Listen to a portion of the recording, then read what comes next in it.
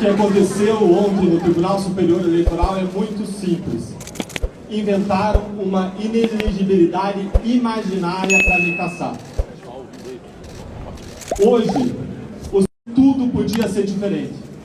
E essa esperança guiou esses parlamentares todos que vocês estão vendo aqui unidos por uma causa. A causa da justiça.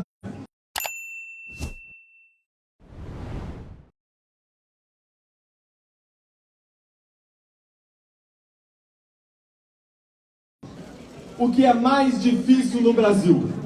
Enfrentar um sistema de corrupção, os corruptos mais poderosos do país, porque eu ousei me unir a tantos brasileiros que quiseram se erguer contra um sistema de corrupção em relação ao qual todos estão cansados e querem virar essa página. O presidente da República e o seu Partido dos Trabalhadores pediram a minha cassação.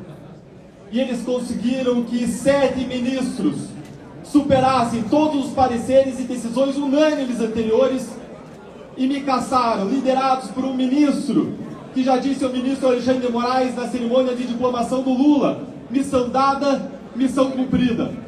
Liderados por um ministro que ao encontrar Lula certa vez disse: está tudo em casa. Eles me cassaram por uma inelegibilidade imaginária. A Constituição e a lei da ficha limpa é clara. Ficam inelegíveis membros do Ministério Público que saem na pendência de processo administrativo disciplinar. É claro.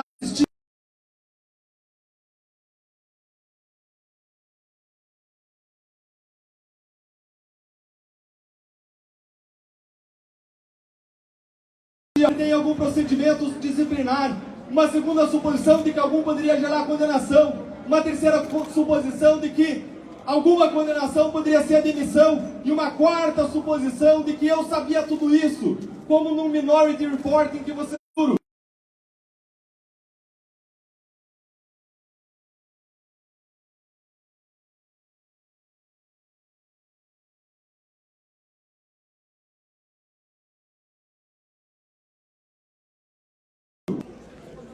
Me punir nesse caso é como punir alguém por um crime futuro, ou pior, é punir alguém por uma acusação que não existe.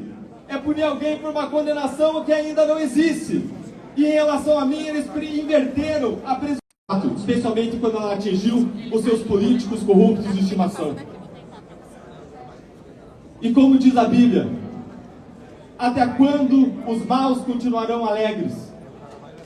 Até quando aqui, com que eu tive o privilégio de lutar ao longo desses meses, os poderosos, que se reergam desse tombo comigo, unindo a sua voz, unindo a voz de uma oposição que hoje você tem de todos os partidos.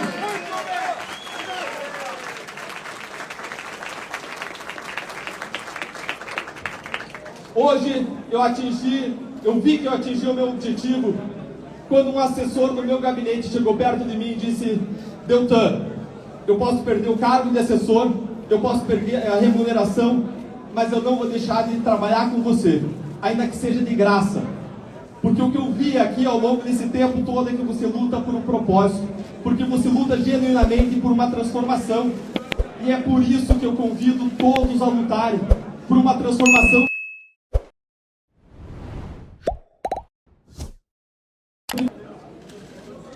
Eu jamais vou me arrepender de ter combatido a corrupção no Brasil.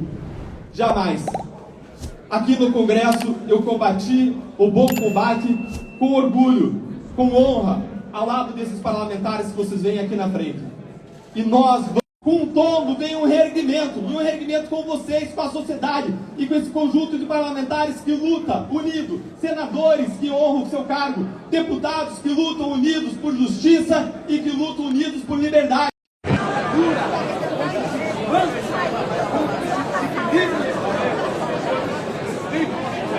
Vamos juntos, nós estamos nas ruas, todos os lugares, mais forte do que nunca. Viva a liberdade!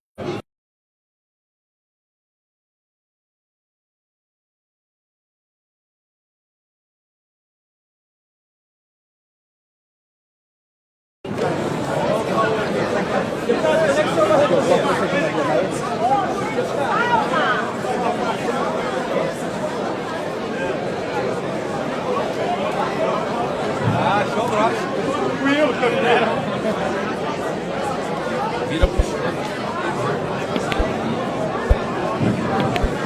Pessoal, o momento é de união. Aqui ninguém está discutindo o tema A, B ou C. O tema aqui é a cassação de um deputado, não por corrupção, né? Foi justamente o propósito da ficha limpa para que corruptos não fossem deputados. O que a gente vê hoje é uma total inversão de valores e o sistema indo se vingar contra aqueles que realmente combateram a corrupção, né? Aqui a gente não está falando se eu concordo com o Deltan, se eu concordo com o fulano ou com o ciclano. Estou falando daquele mandato de um parlamentar que foi essa tentativa, espero ainda que possa haver uma reviravolta, a gente sempre tem esperança, mas a cassação de um deputado de uma maneira tanto quanto injusta, como ele mesmo pôde comprovar aqui e falar, é que sequer havia um processo administrativo contra a pessoa dele, e não tem como ele fazer um exercício de futurologia prevendo que poderia ser condenado e aí sim decretado inelegível. É um total absurdo essa decisão do TSE e é mais uma sequência, né? Já viu aquele deputado federal preso por falar, teve o deputado Francisquini, mais votado estadual em 2018, que foi cassado por supostamente fazer fake news contra as urnas, um absurdo, isso não está em qualquer lei escrito algo desse tipo. Teve o prefeito de Brusque, que também foi cassado, e muita gente falando que isso pode dar ensejo, é a preparação para a cassação de outros parlamentares, e aí, certamente, a gente está falando dos parlamentares que são oposição ao atual governo Lula. Todos aqueles que apoiaram o combate à corrupção, todos aqueles que resgataram a bandeira brasileira do lixo, estão sob perseguição. Mas não há mal que dure para sempre não, a gente vai continuar com muita fé, sendo aqui a voz de vocês, ainda que isso venha custar o nosso carro, beleza? Um abraço, pessoal, fique com Deus, compartilhe ao máximo, vamos falando aí.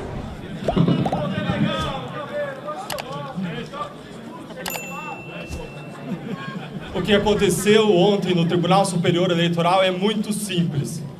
Inventaram uma inelegibilidade imaginária para me cassar.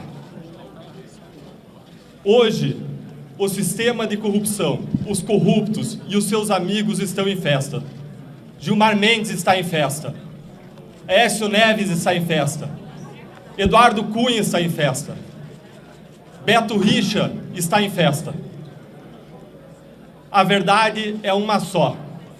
Eu perdi o meu mandato porque eu combati a corrupção. E hoje é um dia de festa para os corruptos e é um dia de festa para Lula. A Lava Jato, em algum momento, despertou uma nova esperança em todos nós. A esperança de que tudo podia ser diferente. E essa esperança guiou esses parlamentares todos que vocês estão vendo aqui unidos por uma causa. A causa da justiça e a causa da liberdade. Agora, o que nós vimos com o passar do tempo foi um sistema se recolocando, se reconstruindo e se vingando. Se vingando primeiro com a anulação das condenações, com a formação da nova figura dos descondenados como Lula. E em seguida nós vimos um sistema retalhando contra quem cumpriu a lei, contra os agentes da lei, contra quem ousou combater a corrupção no Brasil. Eu fui cassado por vingança.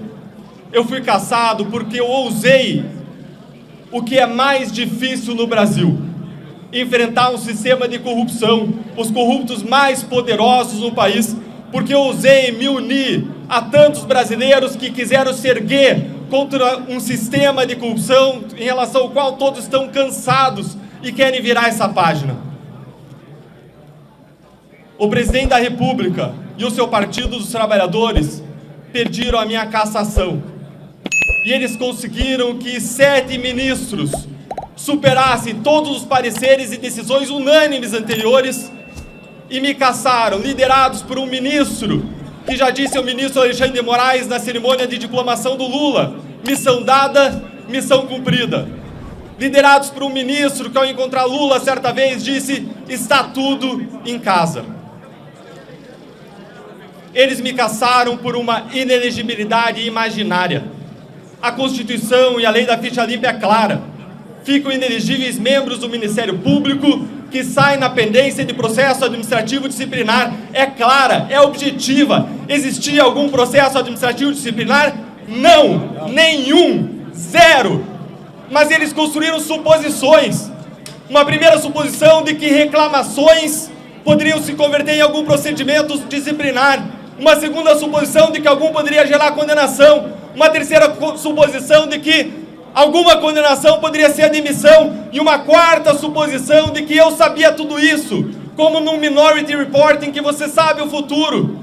Agora, de modo muito contraditório, porque se eu soubesse o futuro, eu poderia antecipar esse dia e essa decisão esdrúxula contra o direito, em que eles aplicam o direito da força e não a força do direito. Me punir nesse caso é como punir alguém por um crime futuro, ou pior, é punir alguém por uma acusação que não existe, é punir alguém por uma condenação que ainda não existe.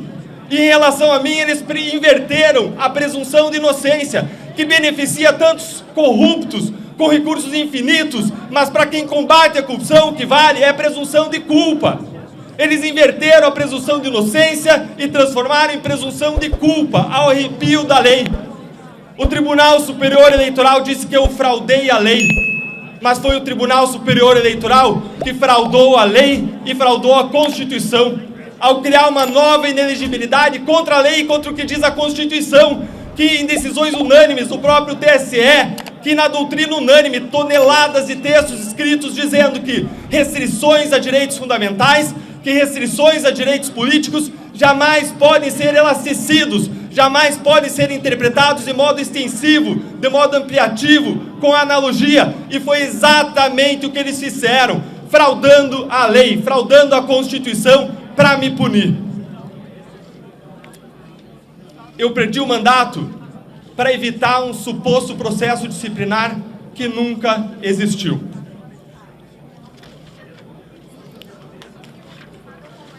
Hoje, o sistema de corrupção implementa a sua vingança e tem muitos poderosos unidos nesse esforço. Grandes políticos, inclusive parlamentares. Um presidente da República condenado por corrupção e descondenado numa decisão política do Supremo Tribunal Federal. Nós vemos ainda unidos certos ministros do Supremo Tribunal Federal e do Tribunal Superior Eleitoral que sempre se opuseram à Lava Jato, especialmente quando ela atingiu os seus políticos corruptos de estimação. E como diz a Bíblia, até quando os maus continuarão alegres? Até quando se mostrarão orgulhosos e se gabarão dos seus crimes? Até quando os maus continuarão alegres? Até quando os maus seguirão orgulhosos e se gabando dos seus crimes no nosso país? Hoje, Aécio Neves tem mandato. Hoje, Beto Richa tem mandato. Hoje, Lula tem mandato. Agora, quem combateu a sua corrupção perde o mandato. Nós vivemos no país da inversão dos valores, em que o policial é punido por punir corretamente o ladrão, em que o policial é perseguido pelo ladrão. Nós hoje lutamos por liberdade. A liberdade de ousar buscar uma transformação no nosso país. E é isso que as eleições proporcionam. Caçar um mandato, caçar milhares de votos é mexer com o que existe de mais sagrado no sistema democrático, no sistema eleitoral, que é o poder do voto, que é a soberania popular. E hoje eles anularam a soberania popular, eles anularam o poder do voto com base, mais uma vez, em uma inelegibilidade imaginária, fraudando a Constituição e fraudando a lei. O sistema permite que o povo, o sistema permite que vocês esqueçam muitas vezes da verdade básica. Todo o poder emana do povo. E existem os donos do poder que muitas vezes querem se sobrepor à lei, se sobrepor ao povo, se sobrepor à Constituição, se fazendo soberanos, se colocando no lugar do povo. E nós jamais podemos admitir isso, porque esse é o germe que aí sim corrói a democracia no nosso país. Há quem tenha sido caçado por ter questionado as urnas. E hoje, o Tribunal Superior Eleitoral anula todas as urnas do estado do Paraná. Isso frauda e mina a nossa democracia. Se eles podem anular a voz de tantos, o que é que vai impedir eles? Qual é a dificuldade que haverá de anular a sua voz, de anular a voz dos brasileiros, de anular a voz dos parlamentares que estão aqui, com que eu tive o privilégio de lutar ao longo desses meses de mandato, com honra, com orgulho, para fiscalizar o poder executivo e os seus desmandos. As eleições são a porta da transformação numa democracia. Se fecharem essas portas, não existe democracia. E é assim que as ditaduras começam, como começaram na Venezuela, como começaram na Nicarágua, quando tribunais de justiça cassaram o mandato de opositores políticos. E é esse o risco que nós vivemos hoje no Brasil. Instituições precisam ser respeitadas. Agora, instituições são compostas de pessoas. E o nosso problema no Brasil é que as instituições são boas, mas existem muitas pessoas ruins. E se cercear de criticar as pessoas para não manchar as instituições é contraditório. É uma incoerência. Porque deixar de criticar as instituições que elas mesmas, deixar de criticar as pessoas que elas mesmas corroem as instituições é enfraquecê-las, porque são elas que corroem as instituições. Nós precisamos ter a coragem, nós precisamos ter a liberdade de criticar os desmandos e as arbitrariedades dos poderosos. E se hoje eles cometem arbitrariedades comigo, com um mandato eletivo, quanto mais podem fazer com toda a sociedade brasileira, quanto mais no dia seguinte vão fazer com cada um dos adversários políticos do governo de ocasião. Desde que eu entrei no Congresso, muitas pessoas me perguntaram se eu estava gostando de estar aqui. E a minha resposta sempre foi a mesma. Eu não me pergunto se eu estou gostando. Eu me pergunto se eu estou mais próximo do meu propósito. Um soldado no campo de batalha, ele não pergunta se o seu travesseiro está macio. Eu não estou aqui por um cargo. Eu estou aqui por um propósito. Eu estou aqui por uma transformação. Todo tombo dói. Mas eu não vou desistir. Como muitos cristãos ao longo da história, quando parecia que eles tinham tomado um tombo e que era um fim, na verdade aquilo era um novo começo.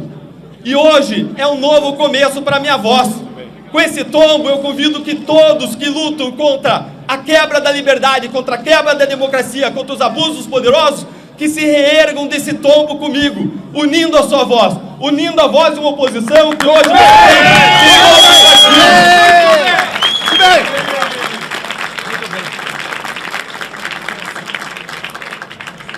Hoje eu vi que eu atingi o meu objetivo quando um assessor do meu gabinete chegou perto de mim e disse: Deltan, eu posso perder o cargo de assessor, eu posso perder a remuneração, mas eu não vou deixar de trabalhar com você, ainda que seja de graça. Porque o que eu vi aqui ao longo desse tempo todo é que você luta por um propósito, porque você luta genuinamente por uma transformação. E é por isso que eu convido todos a lutarem por uma transformação que vai além de nós, por um propósito que nos transcende. Eu jamais vou me arrepender de ter combatido a corrupção no Brasil.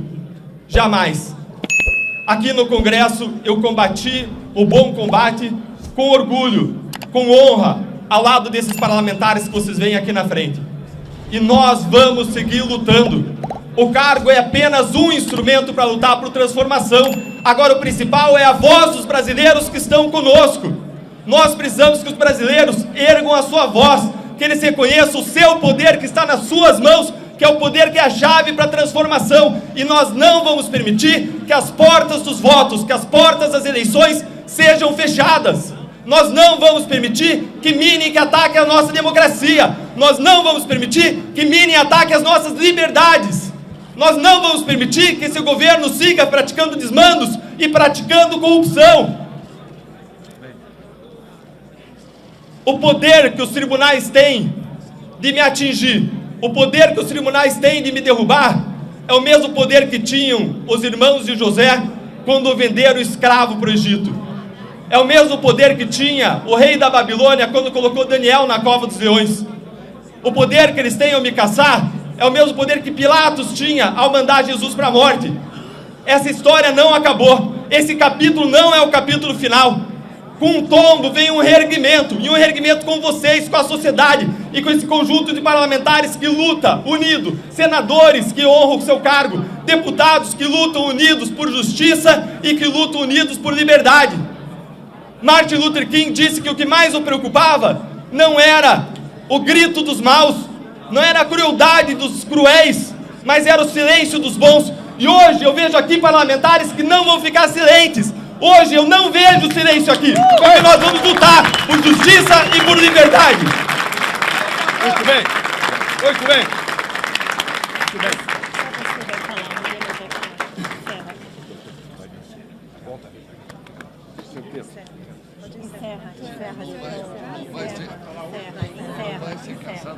Agradeço a todos pela presença. A gente vai encerrar a coletiva hoje e vai ficar à disposição para questionamentos por meio da nossa assessoria de comunicação. Obrigado. Muito bem.